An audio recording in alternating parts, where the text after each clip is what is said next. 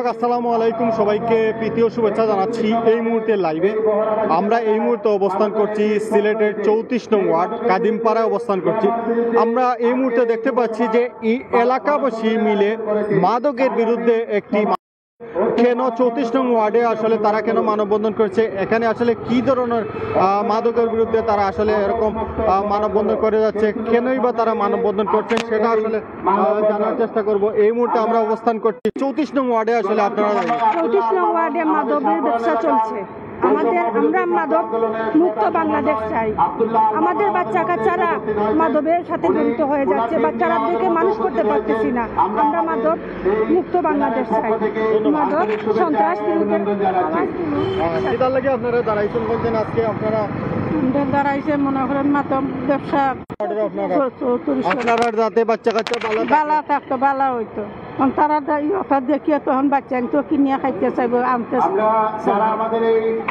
দর্শক আমরা যেটা এই মুহূর্তে শুনলাম, যারা এলাকাবাসী আছে, মহিলা আছে, তারা বলছেন এই 34 নং ওয়ার্ডে যারা অনেকে আসলে মাদক ব্যবসার সাথে জড়িত, তারা আসলে তাদের যারা ছেলে মেয়েরা আছে তারা আসলে সেখানে আসলে জড়িয়ে পড়েছে। সেজন্য আসলে তারা এই মুহূর্তে মানববন্ধনে করছেন যাতে যারা মাদকের সাথে জড়িত আছে তাদের কে আইনের আয়তা আনা হোক। সেটা আসলে আমরা এই মুহূর্তে আমরা দেখতে পাচ্ছি এই মুহূর্তে আসলে সিলেটের 34 নং ওয়ার্ড কাদিমপাড়া তাদের হাজার হাজার মানুষ এই মুহূর্তে উপস্থিত হয়েছেন এবং তারা মাদকের বিরুদ্ধে মানববন্ধন করে যাচ্ছেন এবং তারা আসলে চাইছেন যে এই 34 নং ওয়ার্ডে যারা মাদক ব্যবসায়ী আছে, মাদক চোরাচালানি আছে, তাদের যাতে এই 34 নং ওয়ার্ডে মাদক ব্যবসা যদি না হয় এবং যারা এই মাদকের সাথে জড়িত আছেন তাদেরকে আইনে আওতায় নিয়ে আসা হোক, সেই ব্যাপারে তারা এই মুহূর্তে আমরা দেখতে পাচ্ছি তারা এলাকাবাসী মিলে হাজার হাজার এলাকাবাসী লাইনে দাঁড়িয়েছে এবং তারা সেই মাদকের বিরুদ্ধে মানববন্ধন করে যাচ্ছেন। আমরা কিছু মানুষের সাথে কথা বলার চেষ্টা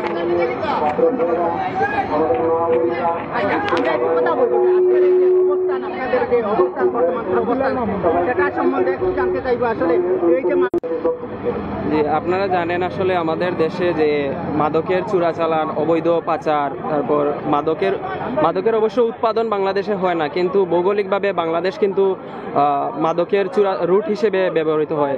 যেমন আপনারা জানেন যে মাদকের 3টা ট্রায়াঙ্গেল আছে, এই 3টা ট্রায়াঙ্গেলের ভিতরে বাংলাদেশ অবস্থিত।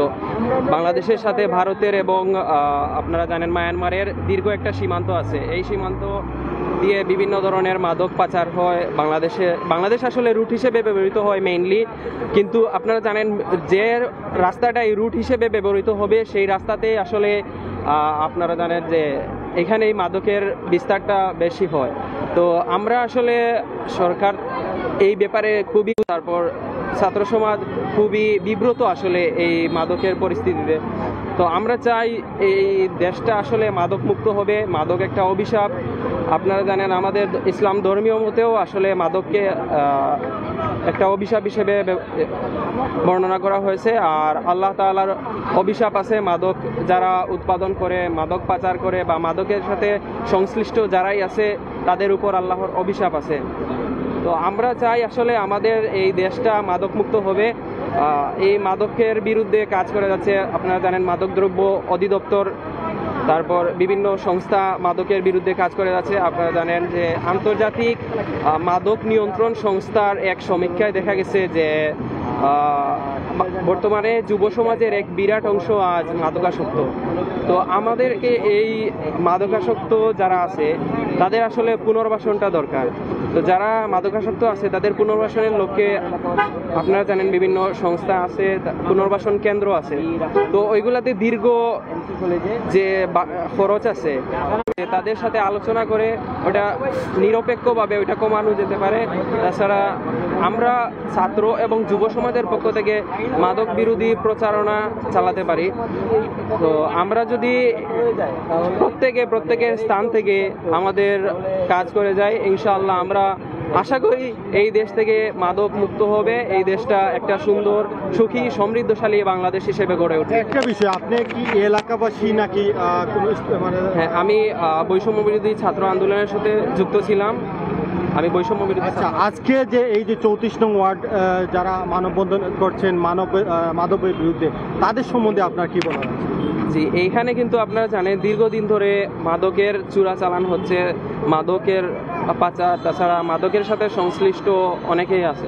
তো আমরা চাই আসলে তারা এই মুহূর্তে যদি চায় যে একটা শান্তিপূর্ণ একটা সমাজ গঠন করতে, আমরাও সবাই চাই, কিন্তু শান্তিপূর্ণ একটা সমাজ সবাই চাই। সো আমরা আসলে চাই যে তারা এই মাদক থেকে ফিরে আসবে, আমাদের সমাজকে, দেশকে, আপনারা জানেন এখন কিন্তু দেশে একটা অন্তর্বর্তীকালীন অবস্থা বিরাজ করছে।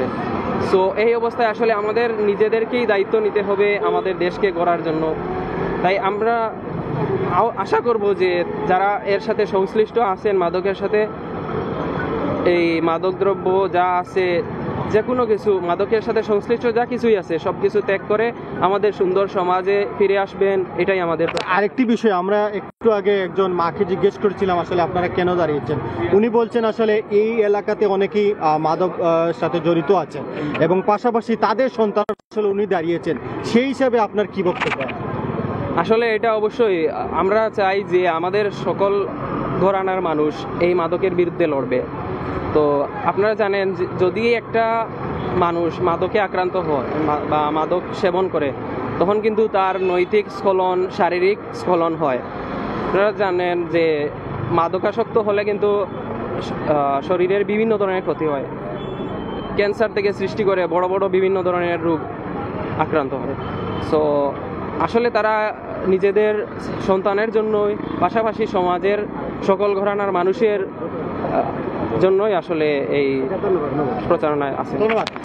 দর্শক, আসলে আমরা এই মুহূর্তে আসলে জানলাম সেটি হচ্ছে এখানে বৈষম্য বিরোধী আন্দোলনের কিছু শিক্ষার্থীরা উপস্থিত হয়েছেন। তাদের কাছ থেকে জানলাম এই মুহূর্তে যে মাদকের বিরুদ্ধে তারাও আসলে সোচ্চার আছেন এবং তারা চাইছেন যে এলাকাবাসীর যারা আছেন তার সাথে একত্র পোষণ করছেন এবং এর সাথে যারা জড়িত আছেন তাদেরকে আসলে যাতে আইনের আয়তায় নিয়ে আসা হয় সেটাই তারা দাবি করছেন। এবং আরেকটি বিষয় হচ্ছে গিয়ে আপনারা দেখতে পাচ্ছেন দুনো সাইডে আসলে মানুষজন উপস্থিত হয়েছেন, রাস্তার দুই পাশে আসলে মানুষজনের উপস্থিতি, হাজার হাজার মানুষ উপস্থিত হয়েছেন এবং তাদের দাবি হচ্ছে যারা এটার সাথে জড়িত আছেন তাদেরকে যাতে দ্রুত আইনের আওতায় নিয়ে আসা হোক এবং যাতে এরার সাথে আর কেউ জড়িত না হতে পারেন সেই বিষয়ে আসলে তারা বিভিন্ন বক্তব্য দিচ্ছেন।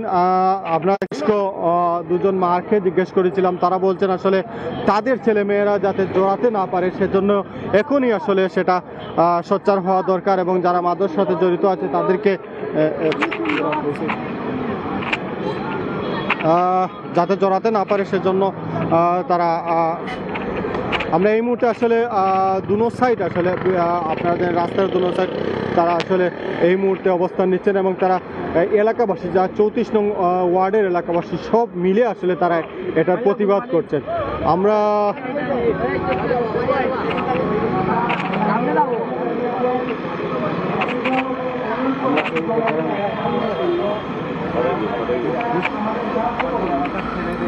যে সুন্দর সুন্দর ছাত্ররা মাদক খেয়ে নষ্ট হচ্ছে তাদের বিরুদ্ধে, মাদকের বিরুদ্ধে আমরা এই সমাবেশে দাঁড়িয়েছি। আমরা চাই মাদক মুক্ত এলাকা হোক, সমাজ হোক। আপনারা ব্যানারে দেখলাম কয়েকজনের ইতিমধ্যে তাদের নাম প্রকাশ করতে চাচ্ছেন, তাদের বিরুদ্ধে আসলে এর আগে আপনারা কোনো অ্যাকশন নিয়েছিলেন কিনা আইনিভাবে বা সামাজিকভাবে, বা আপনারা এলাকাবাসীর সকলের ঐক্যের প্রস্তুতিতে আপনারা কোনো পদক্ষেপ নিয়েছিলেন কিনা যদি বলেন? আমরা পদক্ষেপ নিয়েছিলাম, এলাকাবাসী সবাই পদক্ষেপ নিয়েছিল, আইনিভাবে নিয়েছিল, কিন্তু তাদের হাত অনেক লম্বা। তাদের কালো টাকার কারণে তাদের সাথে আমরা পেরে উঠতে পারি নাই। তারা আমাদেরকে মামলা মোকদ্দমা দিয়ে আমাদেরকে হয়রানি করেছে, অনেক মানুষকে জেলে নিয়েছে। তাদের সাথে আমরা পারতেছি না কালো টাকার জন্য। আর তাদের গ্যাং অনেক বড় গ্যাং, তাদের সাথে কেউ কোনো কিছু বললে তাদেরকে ছুরিয়াঘাত করে, মারধর করে, রাস্তাঘাটে বের হতে দেয় না।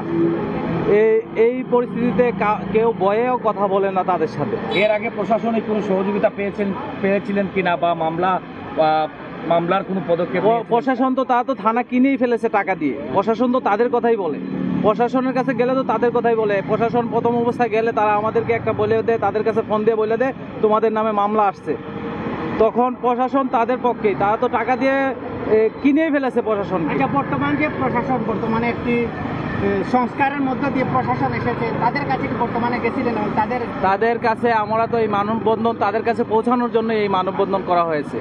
এখন আপনাদের মাধ্যমে এই জিনিসটা সরকারের চোখে পড়বে, তারপর যে বড় বড় নেতা আছে তাদের চোখেও পড়বে। আমাদের জিনিসটা যদি তারা ভালোভাবে চোখে নেয় তাহলে আমাদের সমস্যাটা সমাধান হয়। এই মাদক মুক্ত এলাকাটা চাই আমরা। আমাদের এলাকার যে ছোটো তাদের হাতে ছুরি থাকে, আগে থাকতো কলম, এখন থাকে ছুরি। তারা রাস্তাঘাটে ছেলে বাইর হলে মানুষ